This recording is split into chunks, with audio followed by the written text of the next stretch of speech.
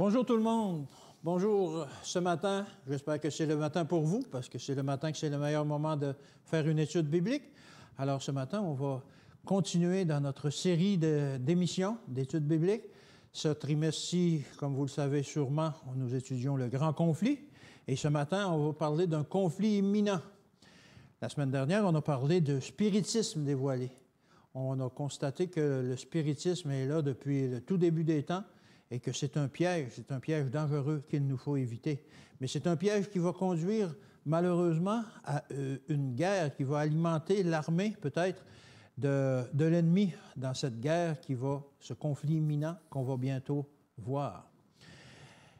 Mais je ne ferai pas ça tout seul. Comme à l'habitude, je n'ai pas cette compétence-là. J'ai des experts avec moi. J'ai Sébastien. Hey Bonjour, Sébastien. Salut, Alain.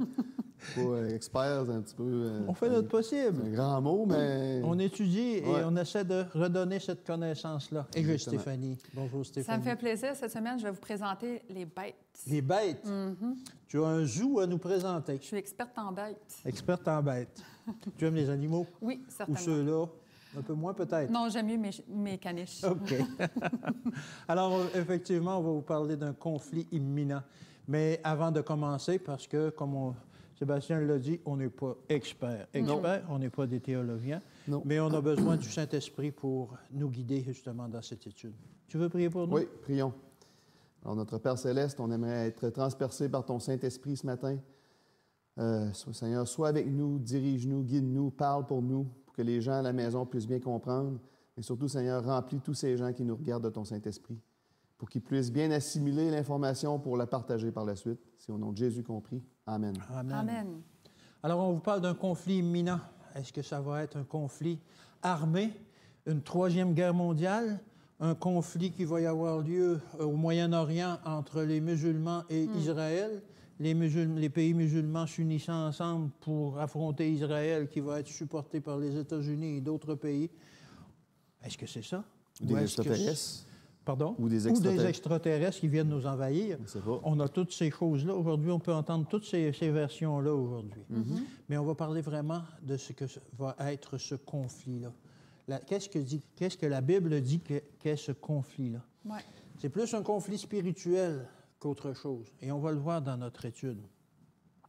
Et lorsqu'il y a un conflit, il y a des armées. Et lorsqu'il y a des armées, les soldats portent des uniformes, généralement, sont différents d'un pays à l'autre. Et c'est la même chose pour l'uniforme du bien et du mal. Mais ce n'est pas un uniforme avec un treillis et une veste et tout et ça, et un casque.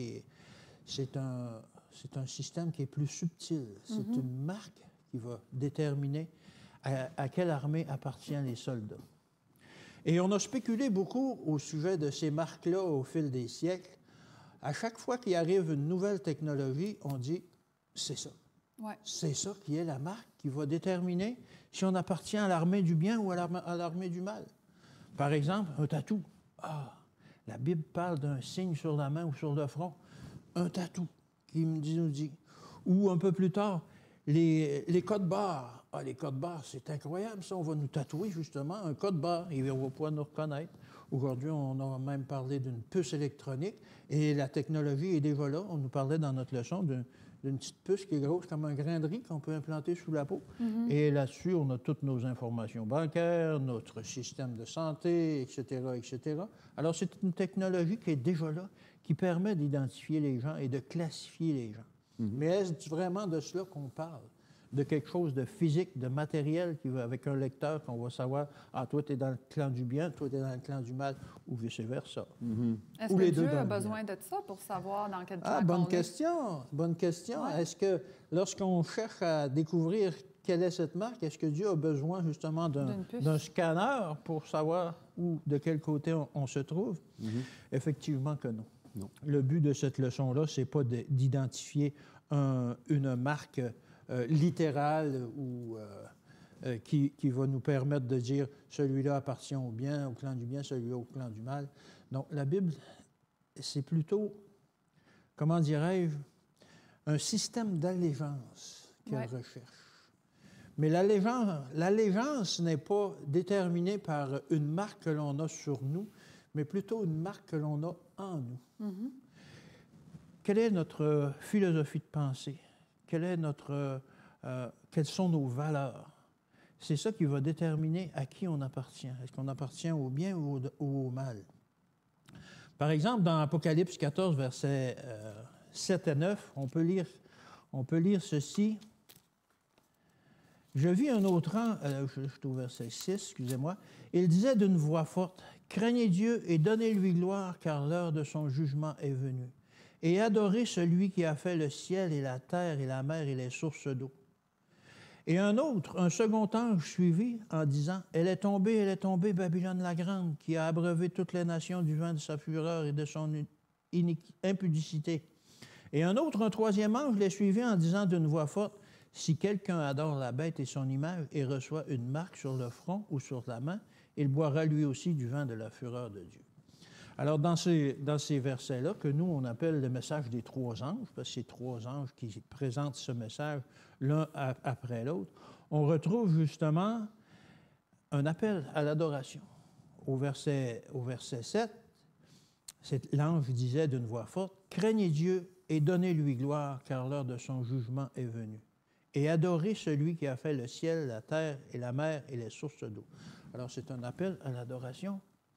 Et le deuxième ange parle de Babylone en disant qu'elle est tombée, elle a abreuvé toutes les nations du vent de la fureur de son impudicité, elle a raconté des mensonges, elle a apporté toutes sortes de fausses doctrines. Mm-hmm. Et aussi au verset 9, ça dit « Si quelqu'un adore la bête et son image ». Alors, une question d'adoration ici aussi, mais de la bête au lieu du Créateur. Ouais. Alors, c'est justement un système, et là, on parle aussi de la récompense qui va leur être donnée, ou la punition. Il va être jeté en enfer. Il boira la coupe de sa colère et sera tourmenté dans le feu et le soufre. Alors, on voit que c'est quelque chose de spirituel plutôt que de physique ou de matériel qu'il faut faire le signe à quelle armée on appartient. Alors, le 666, c'est quelque chose, mais ce n'est pas un tatou qu'on va avoir dans le front. C'est le symbole de la bête qui va faire qu'on appartient à cette bête. Mais comme on va le voir un peu plus loin, c'est spirituel. Et la même chose pour Dieu. On n'a pas un signe physique. C'est nos actions. C'est nos actions. C'est notre pensée, c'est nos valeurs qui font tout ça. Et on va avoir une crise à venir. Mm-hmm. Oui, en journée de lundi, spécifiquement, on parle d'Apocalypse 13. C'est sûr que je ne lirai pas l'Apocalypse 13 au complet. Par contre, les gens à la maison, je vous inviterai à le faire. Absolument. Donc, comme la leçon nous dit, l'Apocalypse 13, dans le fond, ça nous parle de l'étape la plus féroce et la plus grave de la guerre entre Satan et Dieu. On parle de bêtes dans ce chapitre, spécialement celle du verset 11. Donc, Apocalypse 13, verset 11, qui va dessus. « Puis je vis monter de la terre une autre bête, qui avait 2 cornes, semblables à celles de l'agneau, et qui parlait comme un dragon. » Ouh!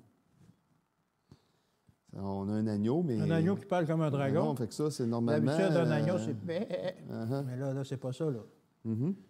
Et ensuite, au verset 12, elle exerçait toute l'autorité de la première bête en sa présence. Donc, il y a déjà eu une première bête dans Daniel. C'est ce que ça nous dit. C'est ce que ça nous dit. Mais la deuxième bête qu'on parle là, dans l'Apocalypse, elle va refaire la même chose que cette première bête-là. Et elle faisait que la terre et ses habitants adoraient la première bête, dont la blessure mortelle avait été guérie. Mm-hmm. Donc, on se souvient que la bête avait été blessée en 1798. Oui, quelques leçons auparavant, on a exploré ça. On a exploré ça. La leçon 4, je pense. Oui. Et dans le fond, ce que là, ça veut dire ici, c'est qu'elle a les mêmes caractéristiques de cette bête-là, mais elle va revenir. Elle n'est pas morte. Hein? Elle n'a pas dit qu'elle était morte, elle est blessée. Ouais. Quand tu es blessé, tu n'es pas mort. Oui. Durant son premier règne, la bête, la reine papale, dans le fond, c'est ça, c'est la reine papale, a exercé son pouvoir autant religieux que politique. Oui. Puis quand on mélange les deux ensemble, c'est un cocktail Molotov. Ouais. C'est pas une bonne nouvelle. Non. Ça fait une explosion. Ça fait que... On a constaté ça au Moyen Âge, Exactement. durant cette période-là, alors que le religieux était uni au législatif, et ça n'a pas été une belle expérience. Oui. Même au Québec, un peu. Absolument. Dans les années 40, 50, Absolument. 30. On a vécu ça. On a vécu ça. La religion avait beaucoup de pouvoir. Ouais. Les prêtres avaient beaucoup de pouvoir. Oui. Puis aujourd'hui, un prêtre n'a pas de pouvoir comme Non. ça. Là, t'sais. Mais il y a eu une époque que oui. Et puis ça va revenir. C'est ça qu'on va apprendre aujourd'hui. Ça veut dire que la bête à venir va avoir les mêmes pouvoirs. Mais cette fois-ci, je vais aller lire dans la Grande Controverse, à la page... Bien, moi, dans mon livre, à moi, c'est la page 416 et 417. Ouais. Là, il y a plusieurs versions. Ça peut varier un peu. Ça peut varier, mais au final, c'est dans le chapitre 38, l'avertissement final. J'ai remarqué que peu importe la page, vous avez juste à aller dans le chapitre 38, l'avertissement final, puis vous allez trouver là, ce que je m'apprête à lire. Et vous pouvez trouver sur Internet facilement ce livre-là, en PDF. Oui, exactement. La grande controverse, le grand conflit. Oui. Donc, le monde va au-devant d'une terrible crise. Les nations de la terre, coalisées pour faire la guerre au commandement de Dieu, décréteront que nous, petits et grands, riches et pauvres, libres et esclaves. Donc, ça veut dire, c'est pas mal tout le monde, là. Oui. On fait le tour, là. On continue à lire, oui. Sont tenus de se conformer aux usages de l'Église en observant un faux jour de repos. Quiconque s'y refusera sera passible de peine civile et finalement déclaré digne de mort. Ouh. Alors, il va y avoir de la pression. C'est digne de mort, là. C'est pas une sentence bonbon, là, comme qu'on parle. Oui. D'autre part, la loi divine, enjoignant l'observation du jour du repos du Créateur, exige l'obéissance et menace de la colère de Dieu celui qui en transgresse les préceptes. C'est assez intense, là. On voit tout ça que ça serait basé sur un jour d'adoration. Oui, exactement. Le passage que tu lis là. Oui, ça revient à ce que tu disais tantôt. Hein, ça va être le point culminant. Ça va être cette marque que tu parlais. Dans le fond, ça revient à ça. La fidélité. Est-ce que tu vas être fidèle? Est-ce que tu vas rester fidèle à ton Créateur? Oui. Et c'est ce que ça nous disait dans l'Apocalypse. Adorer celui qui a fait la terre, la mer et les sources d'eau. Exactement. Le Créateur. Tandis que là, on demande une autre chose. Oui. Stéphanie, j'aimerais que tu ailles à Matthieu 24, 24. Apocalypse 13, 14, ça dit « Et elle séduisait les habitants de la terre par les prodigues qui lui étaient donnés d'opérer en présence de la bête, disant aux habitants de la terre de faire une image à la bête qui avait la blessure de l'épée et qui vivait. » Est-ce que tu pourrais me lire Matthieu 24, 24, Stéphanie? Car il s'élèvera... C'est Jésus ici qui parle. Oui. Car il s'élèvera de faux Christ et de faux prophètes, et ils feront de grands prodiges et des miracles, au point de séduire, s'il était même possible, les élus. Donc, Jésus nous a avertis.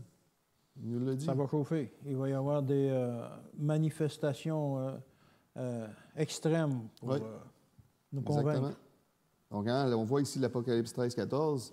Ça va avec ce que Jésus nous a dit auparavant. Personnellement, oui. Oui. Dans Matthieu 10, 22, « Vous serez haïs de tous. » Oh, ça, c'est pas le fun d'être haï, hein? Moi, j'ai déjà été mis dans des situations que je ne sais pas si j'étais haï, parce que haï, c'est quand même un gros mot. Oui. Mais quand quelqu'un ne t'aime pas à cause de des choses que tu fais, à cause des pratiques religieuses que tu as ou les valeurs que tu as, c'est pas le fun. Donc, et surtout, il faut que tu continues à lire la suite. Vous serez haïs de tous à cause de mon nom. C'est même pas de notre faute, c'est à cause de celui qu'on sert. Oui. Mm-hmm. Mais celui qui persévérera jusqu'à la fin, ça c'est la bonne nouvelle, sera sauvé. Donc ça vaut le prix, ça vaut la peine hein, de souffrir. La récompense à la fin, elle va être la meilleure récompense que vous auriez jamais eue de toute votre vie. Ce ne sera pas un ticket pour aller voir une game de hockey ou n'importe quoi d'autre. Là. On parle de la vie éternelle. Exactement. Vous savez, ceux qui sont en collaboration avec Satan se sentent mal quand ils sont aux côtés de ceux qui vivent en harmonie avec Dieu. Peut-être qu'ils font paraître que non, mais en dedans d'eux, ils ressentent quelque chose. Donc, pour soulager leur conscience, on n'en viendra qu'à éliminer les chrétiens, encore une fois. Donc, il va arriver un temps où, là, aujourd'hui, c'est sûr qu'on ne se fait pas éliminer quand on est en présence de gens qui n'aiment pas ce qu'on fait, mais il va arriver un jour où ta vie va être en danger, là, parce qu'eux autres, ils se sentent tellement mal. Dans 1 Jean 3,12, on en parle un peu ici. C'est pas d'aujourd'hui, ça, là. C'est déjà arrivé. C'est déjà arrivé. À ne pas ressembler à Caïn, qui était du malin et qui tua son frère. Et pourquoi le tua-t-il? Pourquoi? Parce que ses œuvres étaient mauvaises et que celles de son frère étaient justes. Donc, pour soulager sa conscience, on élimine ce qui est bon. Fait que là, comme ça, il n'y a plus rien qui nous accuse. Exactement. Donc, nous devons de rester forts maintenant, pas demain, maintenant, pour être prêts pour demain. Ouais. Parce que Satan, lui, il va tout faire pour nous séduire. On est averti, on vient de le lire. Il va tout faire pour nous séduire, par commencer par faire des petits compromis, si t'es là. Ben oui. Oh, c'est pas grave, là, un sabbat, tu peux aller 2 minutes, là, tu sais, c'est pas grave. Ça commence petit à petit. Là, vous vous réveillez 10 ans plus tard, puis il y a plein de choses que vous avez compromis. Ouais. Comme le sabbat le dimanche. Ça a été un compromis qui a été fait il y a longtemps. Le changement au dimanche. Oui, puis ça perdure, ça a resté. À part, c'est sûr que nous, on l'observe le samedi, mais il y a plein de chrétiens qui observent le sabbat le dimanche. Mais on se doit d'avoir la foi en Jésus. Il y a 2 choses qu'on doit avoir. On doit avoir la foi en Jésus et obéir au commandement. Oui. L'obéissance est beaucoup mise de côté aujourd'hui. Oui. Puis c'est ça. Un jour, il y aura des sanctions économiques. Si vous observez le sabbat, vous allez peut-être avoir des sanctions économiques. On va en parler. Donc, mes frères et sœurs, la seule façon de pouvoir résister à tout ça, c'est dans Galates 2,20 qu'on va le voir. Je vais terminer avec ça. J'ai été crucifié avec Christ, et si je vis, ce n'est plus moi qui vis. C'est Christ qui vit en moi. Amen. Si je vis maintenant dans la chair, je vis dans la foi au Fils de Dieu, qui m'a aimé et qui s'est livré lui-même pour moi. Avec Jésus, on est certain de gagner la bataille. Il a déjà eu la victoire. Ouais. Alors, il peut transférer cette victoire-là à nous en travaillant en nous. Ouais. Essayez pas de la gagner tout seul. Non, ça n'arrivera pas. Non. Ça n'arrivera pas. Elle est déjà acquise en Jésus. Oui. Sébastien nous a parlé d'une bête. Peux-tu l'identifier? Oui, cette bête-là, on va utiliser la Bible pour l'identifier. Exactement. Et je vous apporte avec moi dans Apocalypse, versets 13, 1 et 2. Parce que ici, là, moi, j'ai 2 questions. D'où vient cette bête et d'où vient son pouvoir? OK. Lisons ensemble. Puis, Apocalypse 16, 1 et 2? 13. Ah, 13. 13, OK. 1 et 2. Vas-y. Puis, je vis monter de la mer une bête qui avait 10 cornes et 7 têtes, et sur ses cornes 10 diadèmes, et sur ses têtes des noms de blasphème. La bête que je vis était semblable à un léopard. Ses pieds étaient comme ceux d'un ours, et sa gueule comme une gueule de lion. Le dragon lui donna sa puissance et son trône et une grande autorité. Donc, d'où vient cette bête? La mer. De la mer. De la mer. Et qui lui donne tout son pouvoir, l'autorité? Dragon. Bon, bien, on a les réponses. Passons à la journée de mercredi. Non, c'est pas vrai.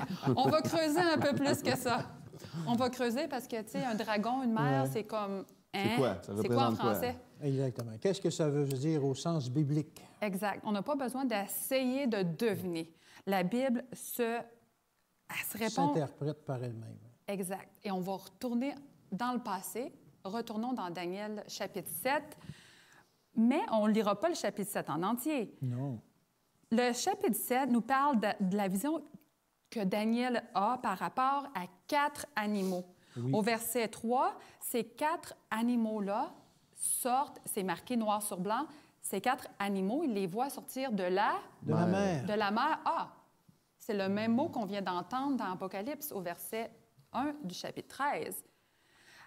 Et il sort de la mer. La première, on a le lion avec des ailes, qui est Babylone. La deuxième, un ours avec 3 côtes dans sa gueule, Oui. qui est Médo-Perse. Les Mèdes et les Perses, oui. Exact. La troisième, un léopard à 4 têtes et 4 ailes, qui représente la Grèce. Qui va vite. Alexandre le Grand qui a conquis le monde en un rien de temps, en quelques années. Et c'est un jeune homme en plus, dans la trentaine. Dans la trentaine, début trentaine. Finalement, la quatrième bête, c'est une créature terrible, avec 10 cornes sur la tête. Des dents de fer. Qui représente... Rome. Rome. Qui a conquis aussi la même région. Bien, c'est ça. Qu'est-ce qu'ils ont en commun, géographiquement parlant, tous les royaumes qu'on vient d'énumérer, les 4 bêtes, les 4 royaumes, qu'est-ce qu'ils ont en commun? Ils se sont succédés sur le même territoire. Sur le même territoire. Et quand tu dis territoire, Alain, ça serait où sur la Terre? Bon, bien, il y a premièrement Israël et il y a la Mésopotamie, une partie de l'Europe. Exact. Et le nord de l'Afrique aussi. C'est ça. C'était le centre de la Terre un peu à cette époque-là, même encore aujourd'hui quand même. Tu voulais de l'action, puis tu voulais conquérir, puis être le numéro 1 mondial, t'allais là.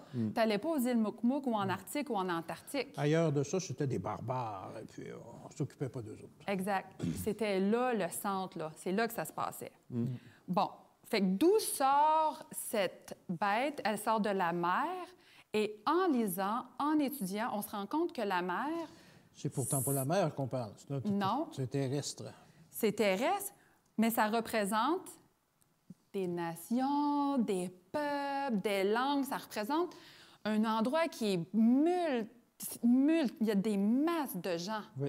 Il y a des masses de gens qui sont là. Alors, ces 4 royaumes sont sortis de l'Europe, de l'Afrique, de l'Asie, du Moyen-Orient. Du Moyen-Orient, c'est là. Bon, on a établi ça. Fait qu'on sait géographiquement parlant d'où est-ce qu'elle sortait, cette bête-là, à Apocalypse 13, verset 1. Et là, la question, c'est... Parce que là, il ne faut pas oublier qu'à travers ça... OK, ça, je vais en parler un petit peu plus tard. Mais à travers la... Il ne faut pas que je me trompe de journée. OK, non, c'est bon. Je reviens en arrière. Fait que, qui donne au verset 2 cette grande autorité-là à la bête qui sort de la mer, qui sort de ce coin de pays? C'est le dragon. Le dragon, qui est aussi connu dans Apocalypse 12, versets 3 et 9. Comment est-ce qu'on appelle le dragon? Il est aussi connu sous le nom... Le grand serpent, c'est ça? Il y a 3 autres noms, dont le serpent ancien. Serpent ancien, oui. Il est aussi connu sous le nom du... diable. Oui. Et Satan. Satan. C'est ça. Fait que je pense que le message est clair. Le dragon, oui, c'est ça. C'est Lucifer, c'est Satan, c'est pas grand-papa Bi, c'est Satan lui-même. Alors, c'est lui, le grand marionnettisme qui est en arrière, qui tire les ficelles. Toutes ces bêtes-là qui sont sorties de... C'est lui, là, qui contrôle tout. Bien, faut pas oublier que c'est Dieu qui est vraiment aux commandes. Dieu permet, mais là, Satan, lui, il en profite pendant qu'il y a une petite liberté, là, il en profite pour tirer les ficelles. Puis, la 4e bête, on a nommé que c'était Rome, qui avait 10 cornes, mais c'est toujours la même bête aujourd'hui, mais sous une différente forme, à travers les ruines politiques de la Rome, de Rome, est sortie la Rome... spirituelle, religieuse, papale. Et ça, c'est devenu un immense, gigantesque système religieux. Et c'est arrivé en 538 où le dernier César a abdiqué et il a transféré son pouvoir au pape à ce moment-là. Le monde peut dire « Alléluia, oui, c'est bien, c'est moral, c'est spirituel », mais attention, quand moi j'entends le mot « Satan » et le mot « Église », moral, spirituel, religieux, mis ensemble, dans mon livre à moi, ça ne fait pas un bon mélange, ça ne fait pas un bon ménage. Là, ça me dit quelque chose. Qu'est-ce qui peut bien manigancer? On a vu que la persécution, ça avait servi à rien. Fait que là, c'est introduit dans un système soi-disant chrétien. Qu'est-ce qui se prépare? Ta-ta-tam, à suivre. À suivre. Tu peux continuer? Oui. Deuxième partie de l'identification de la bête. Oui, donc dans Apocalypse 13, 5, ça commence avec ça. « Et il lui fut donné une bouche qui proférait des paroles arrogantes et des blasphèmes. Et il lui fut donné le pouvoir d'agir pendant 42 mois. » Est-ce que ça vous fait penser à une autre bête qu'on a déjà vue ailleurs dans la Bible auparavant? En Daniel, on voit que la bête qui est parlée dans Daniel 7 a les mêmes caractéristiques que cette bête-là dans Apocalypse 13. Premièrement, la bête ici a les mêmes caractéristiques que la petite corne de la quatrième bête. Dans Daniel 7, comme dans l'Apocalypse, les deux profèrent des paroles arrogantes et les deux bêtes vont agir pendant 1260 jours. Ou 42 mois. 42 c'est mois. l'équivalent. C'est l'équivalent. Si on fait des calculs, mais ça, on a déjà parlé avant. Oui. On en 42 pas. mois de 30 jours. Oui, c'est ça. Oui, parce que c'était à l'époque... À l'époque, c'était les mois de 30 jours. Oui, le calendrier hébreu, je pense, c'était ça. Donc, la bête dans Daniel va faire la guerre aux saints. Daniel 7, 21, « Je vis cette corne faire la guerre aux saints et l'emporter sur eux. » Apocalypse 13, 7. « Et il lui fut donné de faire la guerre aux saints et de les vaincre. Oui. Et il lui fut donné autorité sur toute tribu, tout peuple, toute langue et toute nation. » Donc, on peut voir qu'ils ont les mêmes caractéristiques. Donc, qu'est-ce qui s'est passé dans le passé? Comme on a dit tantôt. Ça risque de revenir. Ça risque de revenir. Il n'y a rien de nouveau sous le soleil, la Bible dit. Rien de nouveau. Satan l'a fait une fois, mais il veut le refaire, là. Là, il a hâte. Il a déjà commencé. Hein, on dit imminent tantôt. Oui. Mais ça veut dire que si c'est imminent, c'est parce que Satan, en ce moment, il est à l'œuvre, puis... Il prépare ces choses. Oui. C'est ça, il est à l'œuvre à travers un système soi-disant moral. C'est ça, là, le blasphème. Oui. Oui. On se souvient que la papauté avait pris le pouvoir de Dieu. Il s'était donné ce pouvoir-là, que le pape était couronné d'une triple couronne. Oui. La couronne du roi du ciel, la couronne de la terre et les régions inférieures. Oui. Ah oui. Mais c'était donné, ce pouvoir-là. Un pouvoir divin. Dans le fond, le pape, dans le fond, était comme un peu Dieu sur la terre. Ben, on parle de blasphème. Il y a le pardon des péchés par le prêtre. Il y a toutes sortes de choses. Il y a le sacrifice lors de la messe, etc., qui est un sacrifice littéral, qu'ils se disent, etc., etc. On n'a pas besoin de fouiller beaucoup dans la Bible pour trouver ces blasphèmes-là. Non, il y en a plein. Et puis, ils les disent ouvertement, tu sais, ils ne se cachent pas pour... c'est pas quelque chose de caché qu'on invente, là, c'est... Oui, changement du samedi au dimanche, comme jour d'adoration, etc. Ouais. Il y en a plein comme ça. À qui Dieu Tout-Puissant a confié la direction non seulement du royaume terrestre, mais aussi du royaume céleste. Wow. Donc, il s'est donné... Comme on dit, nous ici. autres, on se pète les bretelles. Un peu, Ouais. là. Mais tu sais, c'est frappant de voir que tu peux te donner... C'est blasphémique de te donner le pouvoir sur la terre, mais de te donner le pouvoir céleste, là, Oui. ça, c'est un autre coche. Là. C'est un autre niveau. C'est un autre niveau. Hein, donc, en ayant tous ces pouvoirs-là qu'il s'est appropriés, la Rome papale a le droit de faire des modifications, a le droit d'expliquer à sa façon, a le droit d'interpréter les lois divines. Puisque son pouvoir vient de Dieu, il peut les modifier, les lois divines. Il peut. Oui. Il a le droit, tu l'as dit tantôt, il a changé le sabbat du samedi au dimanche. Pourquoi pas? Selon sa conception, il a le droit. Il a le droit de s'agenouiller devant des statues. Oui. Pourquoi pas? J'ai le droit de le faire. Et de vous obliger de le faire. Oui, c'est ça la différence. Je vais revenir tantôt à ça. En 1798, la bête a eu une grande blessure Oui. lorsque le pape fut emprisonné par... Général Berthier, général de Berthier. Napoléon. Oui. Donc, puis ça, c'était prophétisé. C'était une prophétie. La blessure mortelle. La blessure mortelle. La blessure sera guérie. Et la bête, malheureusement, va reprendre de son pouvoir. Et puis là, encore une fois, j'aimerais aller dans la grande controverse ou la tragédie des siècles, dépendamment de la version que vous avez.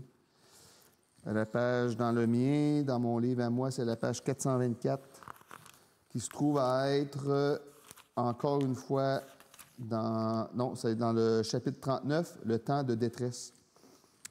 Ça parle un peu de qu'est-ce que j'ai dit tantôt, mais peut-être plus élaboré un petit peu. Alors que le jour du repos sera la principale question agitée dans la chrétienté, et que les autorités civiles et ecclésiastiques auront uni leurs forces pour imposer à tous l'observation du dimanche, le refus obstiné d'une faible minorité de croyants, de se soumettre aux exigences populaires fera d'eux les objets d'une exécration universelle. On déclarera qu'on a qu'on ne doit pas tolérer les quelques individus qui résistent à une institution de l'Église et à une loi de l'État. Qu'il est préférable de les sacrifier plutôt que de plonger des nations entières dans la confusion et l'anarchie. Donc, ça va être de notre faute. Si tous les malheurs qui vont arriver à cause que nous, on observe le sabbat, ça va être à cause de toi. C'est à cause de toi, tout ça. Dieu, il se venge.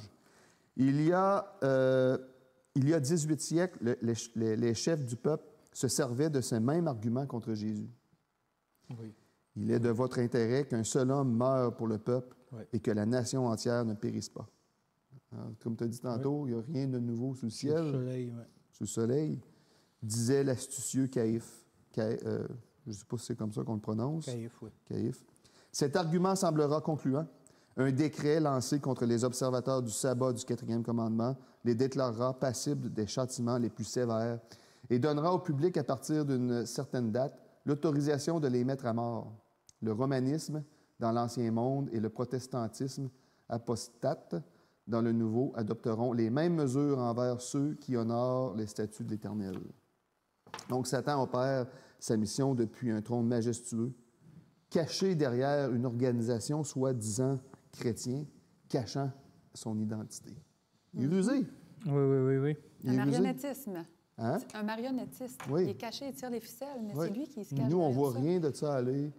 On embarque dans le bateau, puis on est aveuglé par tout ce qu'il fait. Puis on va être aveuglé par tout ce qu'il va faire. Il va faire des miracles. Oh, mais heureusement, on a la lumière. On n'est pas Oui. obligé de rester aveuglé. Non, là. mais c'est ça, exactement.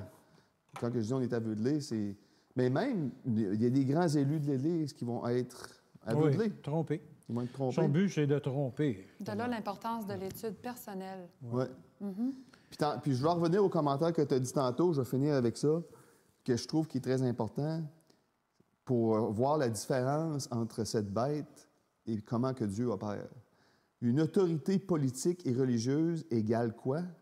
Égale contrôle des actions, mais non seulement contrôler les actions, mais une autorité politique et religieuse est capable de contrôler notre conscience par toutes sortes de lois farfelues. Oui, c'est ça. Ce qui est tout le contraire de Dieu.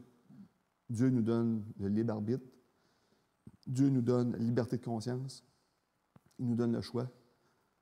Puis c'est à nous de décider de quel côté qu'on va aller. Quel clan on appartient. Et jusqu'à présent, on a parlé beaucoup d'une autorité religieuse, mais tu as parlé aussi d'une autorité politique. Et il y a une bête qui monte de la terre. On a vu qu'il y avait une bête de la mer. Mais Il là, y a plein de gens. c'est ça. Là, on parle de la terre. Moi, je trouve que que terre et mer, c'est l'opposé.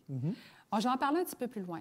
Là, notre but aujourd'hui, c'est d'éclaircir le mystère qui est dévoilé. D'où vient cette bête-là, maintenant, qui est de la terre? Qui est une nouvelle bête.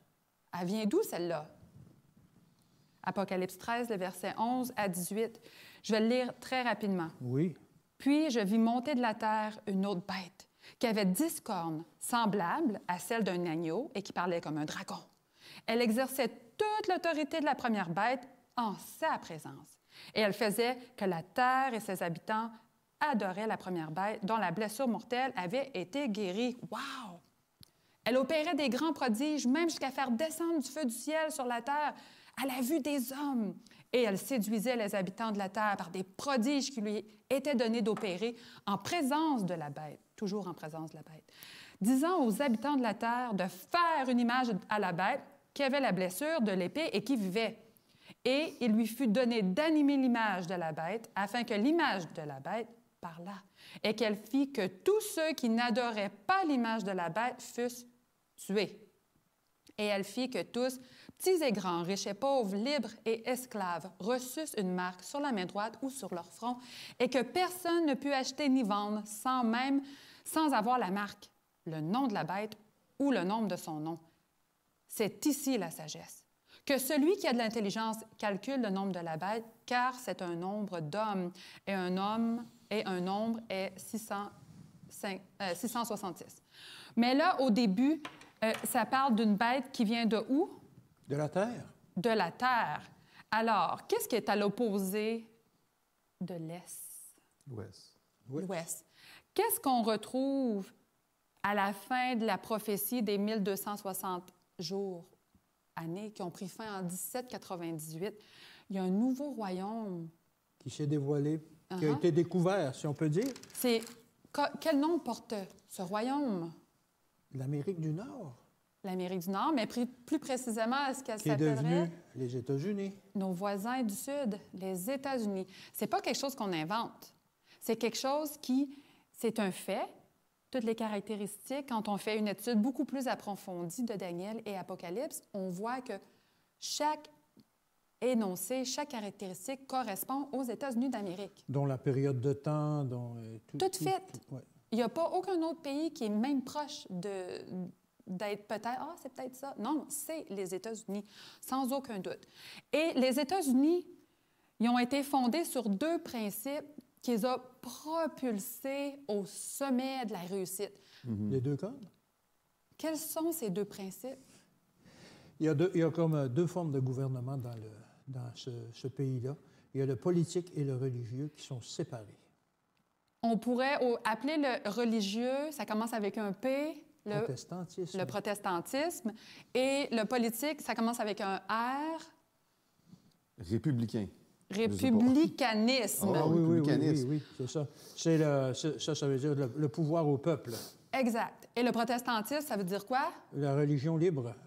C'est ça, basé sur la Bible aussi. Oui. C'est la parole de Dieu. C'est plus quelqu'un comme la papauté qui va nous dire quoi faire, puis boum. C'est séparé. Hey, mais je pense qu'on a trouvé le paradis terrestre. Mm-hmm. Je pense que finalement, on va avoir l'oasis de paix. Sauf que... Mais là, c'est une belle nation. On déménage aux États. Ouais. Oublions pas que c'est invitant, c'est nouveau, c'est jeune, Un pays c'est de frais. refuge. Ils ont de l'espace. Nouveau départ. Ouais. Ouais. Nouveau départ. Mais est-ce que la paix sur Terre, ça existe vraiment? Parce qu'il se met à parler comme un dragon. Bien, c'est ça. Quand je vois un agneau qui fait bé, comme tu as dit, puis là, je l'entends parler comme un dragon, moi, je pars à courir du sens opposé, je retourne à l'ouest. Mais c'est ce qui se passe. De fil en aiguille, Ouais. de lune en lune, avec le temps qui passe, l'intolérance. Tu sais, là, quand on rencontre quelqu'un, au début, avec Sébastien, j'étais tout le temps fine, j'étais tout le temps belle, tout le temps bien coiffée, tout le temps sur mon 36. Mais tu sais, avec le temps, on s'habitue, puis on dirait que notre vraie nature, notre vrai caractère, tu sais, il refait surface. Bien, je sais pas si l'exemple est bon, mais en tout cas, c'est juste pour dire qu'avec le temps... Très bonne.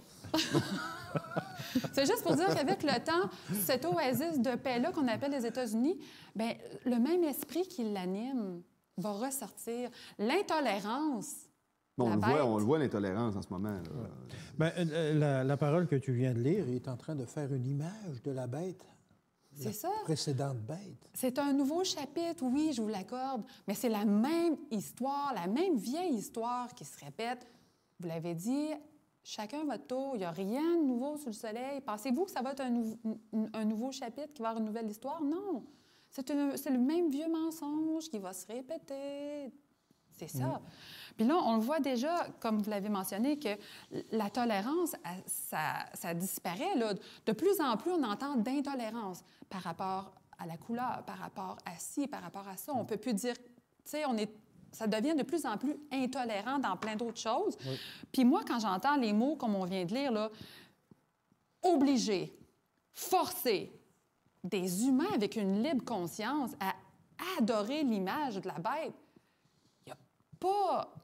Tu sais, il n'y a pas Dieu. Quand tu enlèves Dieu de l'équation, il n'y a pas d'amour, il n'y a pas de paix, il n'y a pas rien, il n'y a rien. C'est catastrophe. C'est assez clair? C'est ça. OK. Mais c'est ça. Plus qu'on avance, plus que le brouillard s'épaissit, la noirceur devient de plus en plus dense, c'est de plus en plus noir. Mais je l'ai dit tantôt, on a la lumière pour nous guider. Oui. On a la lumière. Alors, suivons les directives de la lumière.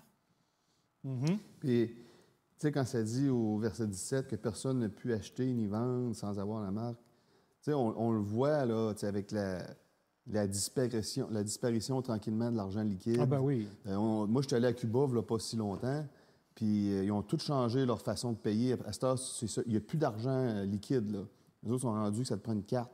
Mais là, c'est tellement compliqué. Les gens ont de la difficulté à acheter des choses parce que quand tu es pauvre, tu n'as pas nécessairement une carte. Puis, tu sais, ça commence par un pays, mais tu sais, on sait qu'est-ce qui arrive après. Quand il y en a un qui le fait, là, il y a plein d'autres choses qui... Donc, tu sais, on n'est pas... C'est imminent, là.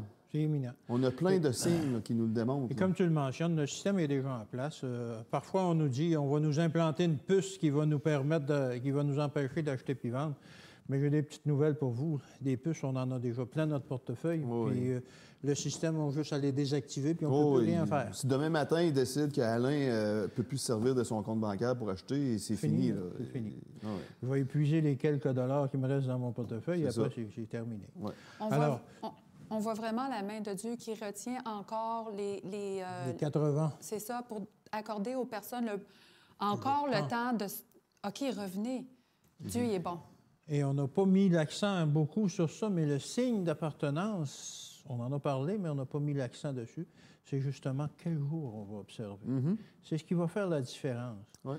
Est-ce qu'on veut se consacrer complètement à Dieu et lui obéir en observant le sabbat, ou est-ce qu'on va prendre la marque de la bête? Ça, c'est dans le livre La tragédie des siècles ou La grande controverse, si vous voulez aussi, des fois, c'est un bon complément pour nous aider à comprendre. Oui. Elle va pas, le livre ne va pas à l'encontre de ce qui est écrit dans la Bible. Non. La Bible reste toujours le premier livre, mais pour complémenter, pour aider à comprendre l'histoire et tout, c'est un très bon livre à lire. Amen. Exactement. Merci pour votre collaboration. On espère que cette leçon vous a aidé à un peu plus comprendre. C'est sûr qu'on aurait pu élaborer beaucoup plus, mais on aurait pu passer beaucoup de temps là-dessus parce que, effectivement, de toutes les preuves historiques qu'on peut donner, etc., et tous les événements qu'on peut souligner, les événements historiques. Mais ça, c'est disponible en passant sur notre site, notre page Internet sur YouTube. Vous avez juste à aller voir la playlist et vous avez ces explications-là. Alors, on va terminer avec une prière. Oui. Tu veux prier pour nous, Stéphanie? Oui. Seigneur, on te remercie de nous avoir dit d'avance les choses qui vont se passer. Merci de ne pas nous cacher l'importance, la vérité. Merci de nous avoir éclairés, de continuer à nous éclairer sur notre chemin vers la maison. Seigneur, pardonne nos fautes, que ton Saint-Esprit continue de développer en nous ton caractère et qu'on puisse vraiment être à ta ressemblance lorsque tu viendras nous chercher, que tu retrouveras ton caractère reproduit en chacun de nous. C'est au nom de Jésus que nous te remercions et te disons à plus tard, Papa. Au nom de Jésus, amen. Amen. Alors, on vous invite pour la semaine prochaine où on va parler des derniers événements de la Terre. Alors, les leçons de notre trimestre s'avancent et on voit de plus en plus qu'on voit venir le moment où Jésus va revenir. Alors, on va parler la semaine prochaine des derniers événements qui vont se reproduire sur la Terre. On vous invite à être là pour un autre chapitre très intéressant. Et on demande aussi que Dieu vous bénisse et qu'il vous garde et que son esprit vous accompagne tout au long de cette semaine. Bonne semaine et que Dieu vous garde.